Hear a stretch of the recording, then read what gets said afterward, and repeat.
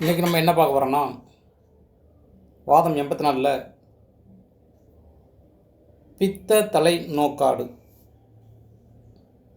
இந்த பித்த தலை நோக்காடு வந்த நபர்களுக்கு எப்படி இருக்கும்னா, இவங்களுக்கு மூக்கு அடிஞ்சிட்டே இருக்கும். மூக்கில் தண்ணி வடிஞ்சிக்கிட்டே இருக்கும். தலை ரொம்ப கணக்கும். தலை பாரமாகவே இருக்கும். வாய் நீர் ஊறும். உமிழ்நீர் ஊறிக்கிட்டே இருக்கும். அதிகமாக வரும்.